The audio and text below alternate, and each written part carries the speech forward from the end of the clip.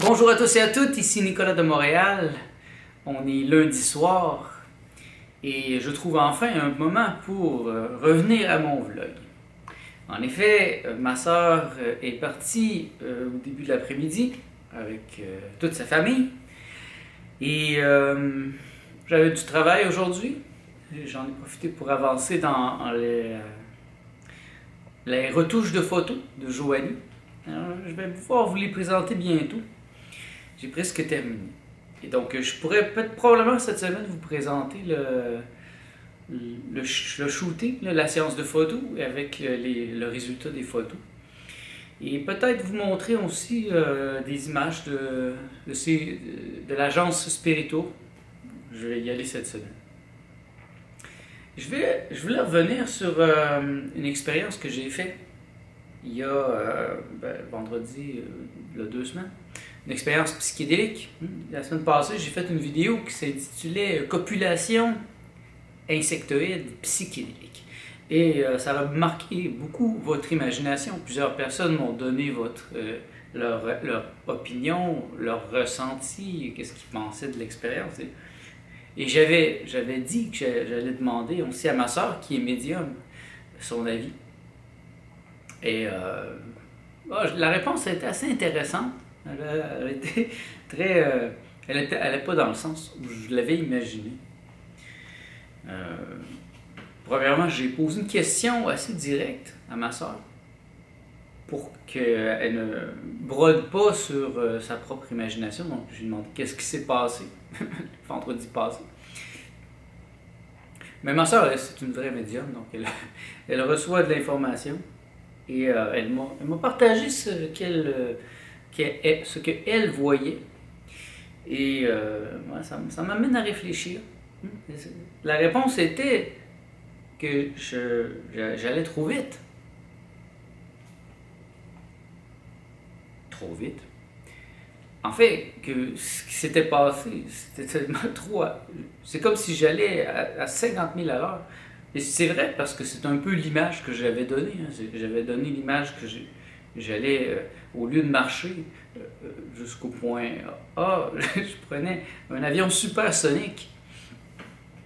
Et elle me disait, et en fait, elle, c'est un comité spirituel qui est là avec moi, et elle me partageait l'information que, en fait, le but n'est pas nécessairement de se rendre au point Z le plus vite possible. Le but est d'y aller au bon rythme, et qu'en chemin, il y a des herbes qu'on peut ramasser qui vont nous servir rendues là-bas, comme un peu une médecine. Elle m'a donné l'image de la coke. La coke.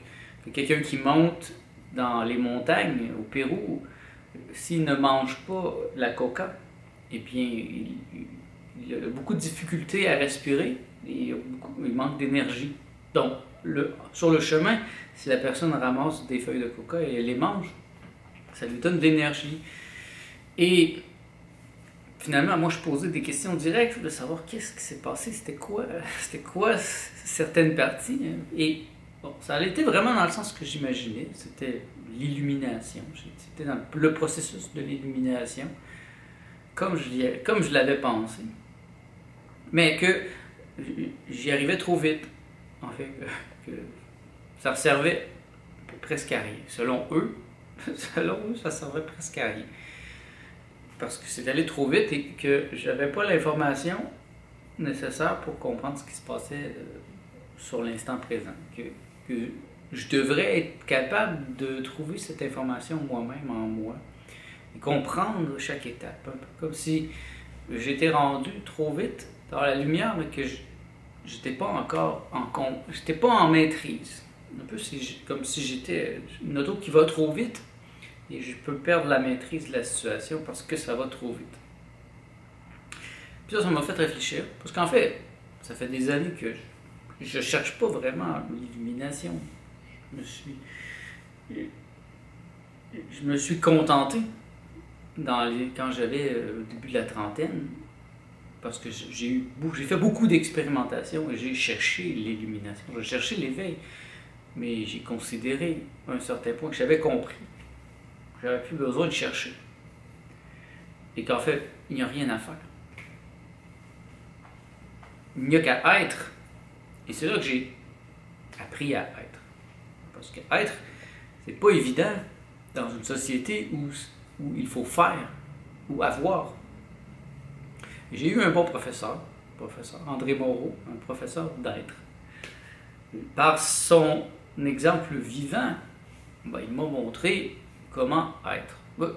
J'étais vraiment sur la bonne voie avec mon art, ma manière de ne pas vouloir travailler, de préférer l'être à l'avoir. J'étais vraiment rendu. Il manquait peut-être de pouvoir partager ça avec quelqu'un de plus avancé de moi et qui l'appliquait dans sa vie.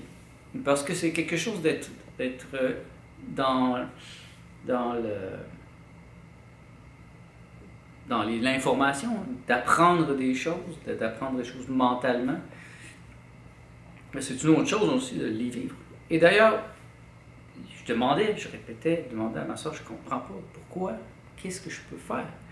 Et qu'est-ce que j'ai à faire pour être capable d'avoir accès à ces informations médiumniques, comme elle peut le faire. Et bon, elle me guidait à sortir de mon mental. Donc, et c'est vrai, je me suis rendu, c'est vrai, mon mental est, ben, moi je suis un intellectuel, et mon mental est comme un cheval fou qui va au galop à toute allure. Et ça, c'est pas nouveau. J'aime l'intellect. J'aime nourrir mon intellect. Et vous voyez, ma bibliothèque, elle est bien remplie. Il y a beaucoup d'informations qui peuvent donner des gros muscles à mon intellect. Mais, à un certain point, l'intellect, quand on parle d'éveil, d'illumination, bien malheureusement, je m'en rends compte, l'intellect peut devenir un poids et peut devenir aussi un handicap. J'ai souvent parlé de cette image de Nietzsche dans Ainsi parlait Zarathustra, de cet homme avec une oreille grande, super grande, tellement grande qu'il ne peut plus marcher, comme un peu un médium qui entend les choses, qui entend les choses de super loin, mais son oreille est tellement grosse qu'il ne peut plus bouger. Donc dans mon cas, peut-être c'est mon intellect. L'intellect est comme le morceau de bois là, qui me bloque. Et donc je dois pouvoir sortir de mon intellect pour trouver les réponses au niveau médiumnique. Ça amène à une question que j'ai reçue d'un d'entre vous qui me parlait, qui était surpris de comprendre qu'on peut devenir médium, qu'on peut développer la médiumnité. Moi, je pense que c'est quelque chose qui est naturel chez l'être humain, mais qui est comme supprimé, ou qui est comme si on n'utilise jamais un muscle, donc il va s'atrophier. Donc, si vos parents ne vous apprennent pas à utiliser ça, et eux non plus ne l'ont pas appris de leurs parents, et c'est une longue chaîne, eh bien, c'est un muscle qui s'atrophie. Sauf chez certains, comme chez ma soeur, ou plusieurs de mes clients qui sont des médiums de naissance, chez eux, c'est un don. Donc, je ne pourrais jamais me comparer. Pour elle, c'est le contraire. Pour ma soeur, il a fallu, au contraire, bloquer le plus les sensations possibles pour être capable de vivre une vie normale et apprendre à utiliser ça avec sagesse.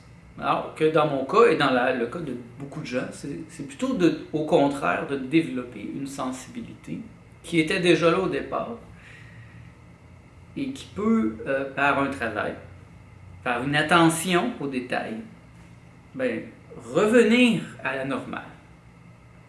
Cette atrophie peut revenir, un peu comme quelqu'un qui fait un travail orthopédique après une opération. Moi, c'est ce que je me rends compte que par mon art était très abstrait. Quand j'ai commencé à faire de la bande dessinée abstraite dès l'âge de 18, 19 ans. Et après ça, c'est devenu complètement abstrait, sans parole. Ça s'appelait d'ailleurs mes abstractions. Je suis tombé dans la peinture, aussi c'était abstrait, totalement abstrait. Et ça a été ma manière de m'abstraire de mon intellect qui était trop musclé, qui était trop fort pour m'empêcher de voir le monde tel qu'il est. Et c'est les psychédéliques encore qui, au début de ma trentaine, m'ont permis d'ouvrir les portes de la perception, de fermer mon mental, de le calmer, de sortir de ma tête, sortir de ma boîte. Think outside of the box, comme on dit en anglais. Penser en dehors de la boîte. Et par répétition comme ça, j'ai réussi à sortir. Mais, comme vous voyez, comme je le comprends, il y a encore cette trace qui m'empêche d'être complètement sensible à l'invisible. J'en ai un aperçu quand je fais des psychédéliques, mais puisque je fais plus d'art abstrait, on dirait que l'intellect a pris beaucoup de place. Et ça me fait réfléchir aussi, ça me ramène ça. Je devrais ramener au centre de ma vie l'art abstrait, ou développer des techniques, comme ma soeur m'a suggéré. Je suis dans un endroit idéal ici. J'ai un son, comme un son neutre. Quand je filme dehors, vous voyez, il y a comme un son neutre.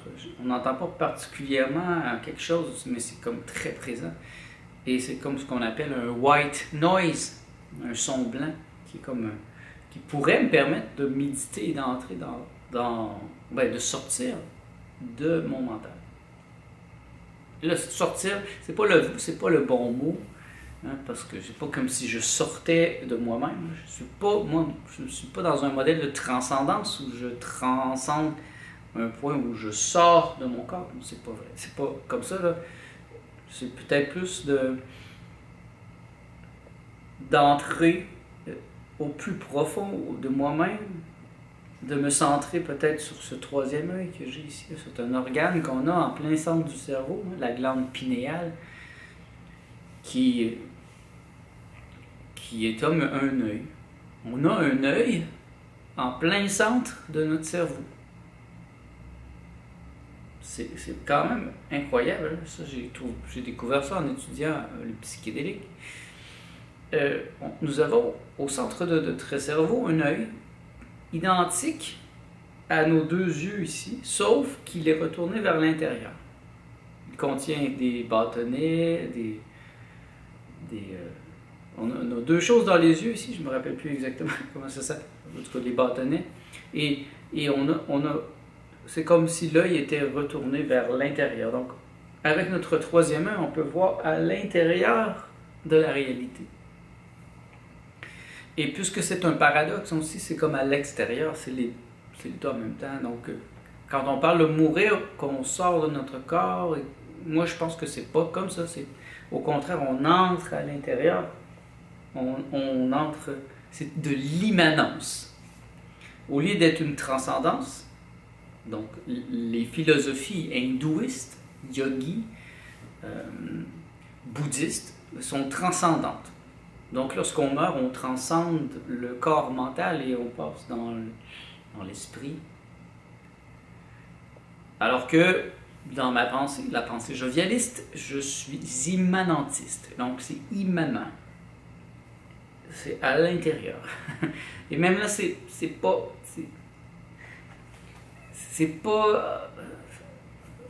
faut sortir de la tête.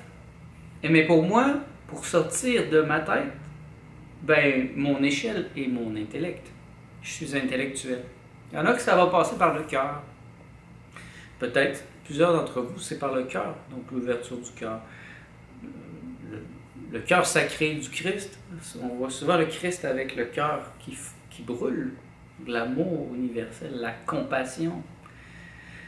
Alors qu'il y a dans le yoga un chemin qui est le chemin de l'intelligence. Pour certains, c'est par l'intellect, par la compréhension. Et compassion, hein, c'est comprendre. Compassion, c'est prendre avec. Donc c'est similaire. Compassion, c'est de prendre avec soi la passion, l'amour. Donc l'amour universel, l'amour sans l'amour inconditionnel. Alors que la compréhension, c'est comprendre, prendre avec soi. Moi, je pense que c'est une faculté très avancée, la compréhension éthique, de comprendre. Et moi, c'est ce que je cherche. Et je suis très heureux d'avoir reçu cette information de ma soeur. Très surpris, parce que c'est vrai que je ne cherche plus l'éveil. Ce n'est plus quelque chose qui est là en moi. Mais dans mon expérience psychédélique, il y a 2 semaines, je suis entré dans cet état. Et je suis sorti, je suis entré. Et je sentais le Christ, j'en ai parlé, je sentais l'état christique. Mais en fait, c'est mon être, c'est moi qui entrais. C'est l'entrée, c'est la descente du Christ dans la chair, dans la descente de l'être dans la chair. Ou la juxtaposition de ma personne avec mon être. Un peu comme une éclipse. Et alors, il y a une juxtaposition.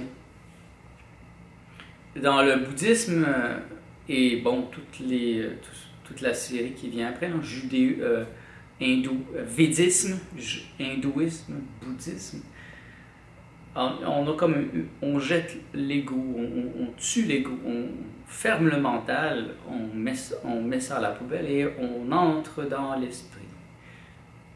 Alors que dans le jovialisme, il y a une juxtaposition. On ne jette pas, c'est par la personne qu'on s'éveille. C'est avec un ego musclé, un ego très fort, qu'on peut, un peu comme un bas, on rentrer la main dans le bas, ou un gant, on rentre la main dedans et on l'inverse, on le vire à l'envers. Et on se rend compte que la réalité est presque l'inverse de ce que la majorité des gens croient. Mais là, elle était à l'inverse dans le sens que les idées viennent avant les choses concrètes. Par exemple, l'idée du cheval vient avant tous les chevaux qui existent. C'est une réflexion de Platon. Donc les idées existent avant. C'est de la haute métaphysique. Moi, ça me fait du bien de penser à ça, parce que c'est par ce genre de jeu intellectuel que je peux, à un certain point, comme un gant qui se retourne, entrer dans un état christique, un état surhumain, méta-humain. Et ce que je désire le plus, moi, c'est que cet état devienne, bien sûr, un état permanent. Je dois atteindre cet état. Je l'ai atteint, mais je veux dire, je dois rendre cet état permanent avant mon départ de ce plan de la réalité. Sinon, ça n'a servi pratiquement à rien, selon moi, pour mon existence. Donc, c'est à ça que je dois m'appliquer. Et c'est à ça que je vais m'appliquer. Et puis, je vais le faire avec vous. Vous allez voir. Si vous avez des questions, ça me fait plaisir d'y répondre au meilleur de ma connaissance. Et vous allez voir le développement de mes idées à ce sujet, parce que puisque je suis dans la compréhension, pour moi, c'est aussi important de pouvoir exprimer, communiquer cet état.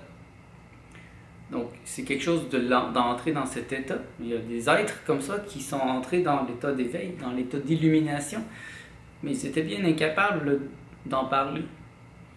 Parce que, probablement que dans leur cas, le mental était complètement à la poubelle, il n'existait plus, donc ils sont totalement dans l'état.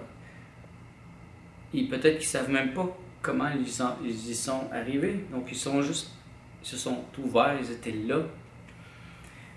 Alors qu'il y en a d'autres qui ils sont montés, sont descendus, sont montés, sont descendus, et par leur enseignement peuvent nous aider à comprendre le chemin. Moi, je pense ici par exemple à John Lilly. John Lilly est un homme qui a beaucoup expérimenté avec les psychédéliques, avec le LSD, et aussi la spéciale K, la- c'est une substance qui permet de se séparer du corps, de se détacher du corps. Je ne me souviens plus exactement du nom, la kétamine. Kétamine. Faites une petite recherche, c'est très intéressant, mais c'est pas très connu. J'ai connu des gens dans les raves qui prenaient de la kétamine, de la spéciale K. Mais c'est pas dans ce sens-là que je le ferais, moi, ce serait plutôt dans un caisson d'isolation avec une recherche aussi, un protocole. Mais bon, j'en suis pas là, ne vous en faites pas, je ne sais pas comment procurer de la kétamine, donc et je ne pense pas que j'en ai besoin pour l'instant. Mais mon point était plutôt que certaines personnes comme John Lilly se sont appliquées à monter, à descendre, à monter, à descendre, à monter, à descendre. Il y a plusieurs niveaux. En fait, c'est comme les niveaux de la conscience. Et à monter tellement de fois qu'il connaissait le chemin par cœur et qu'il était capable d'entrer dans cet état et de revenir et d'expliquer aussi ça. Et ça, pour moi, c'est vraiment riche d'avoir des gens comme ça qui m'ont aidé à mieux comprendre. J'aurais pas la chance de les rencontrer en personne. Ils sont morts déjà. John Lilly est mort. Je pense à d'autres gens. Je pense à Ken Wilber, qui n'est pas encore mort, mais bon, il est aux États-Unis. Et ça, pour moi, c'est riche. Donc, si je reviens à la question, avant de vous quitter, la question de la médiumnité, comme Joanne Lazur, une de mes clientes, enseigne l'initiation à la médiumnité. Donc, je lui ai déjà demandé pourquoi, comment est-ce possible? Parce que c'est vrai, pour moi aussi, j'étais un peu critique. Pour elle, ou pour ma soeur, c'est des choses qui sont nées avec le don. Et c'est vrai que ces gens peuvent nous montrer, ce sont des gens du futur. Les médiums, c'est des gens qui viennent du futur. C'est des gens qui nous montrent les possibilités de l'être humain.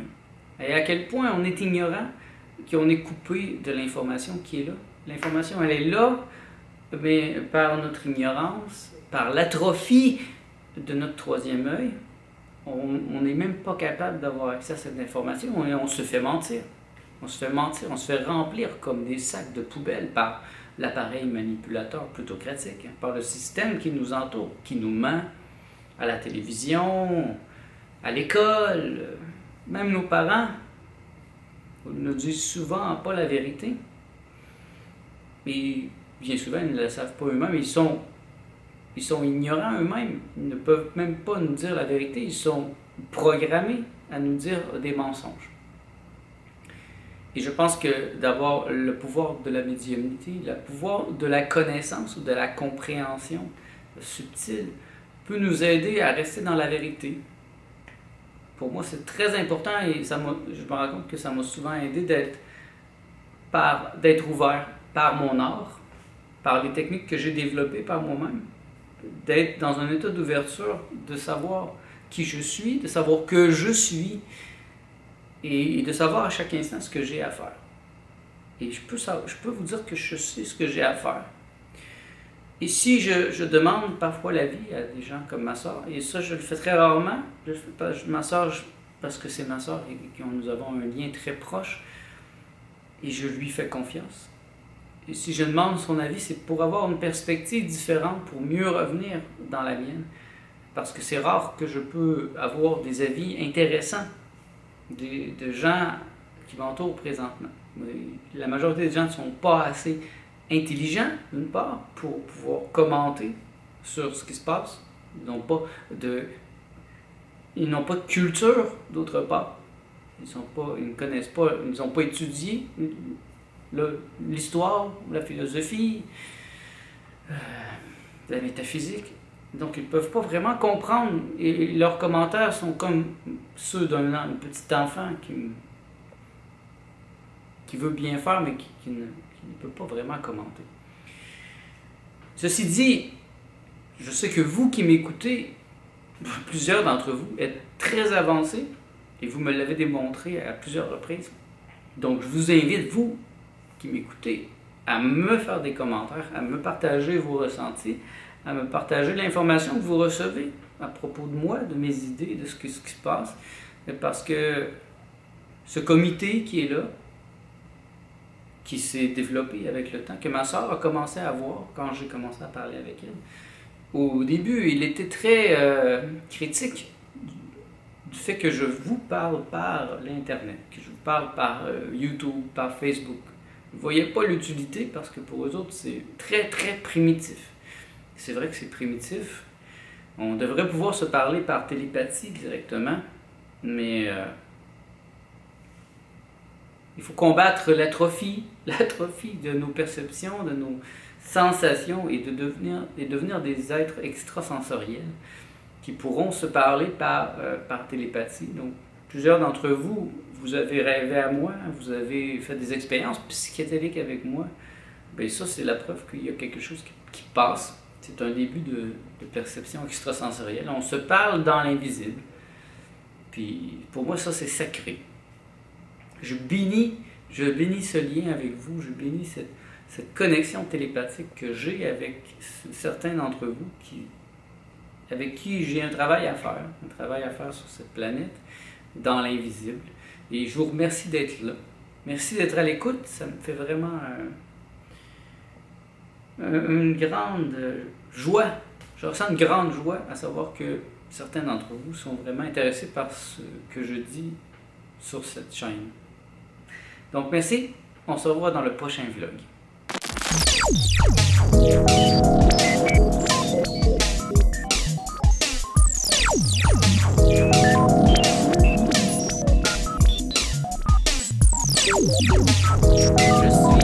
Je suis le maître psychédélique. Je ne passerai pas, il ne réfléchirai pas encore.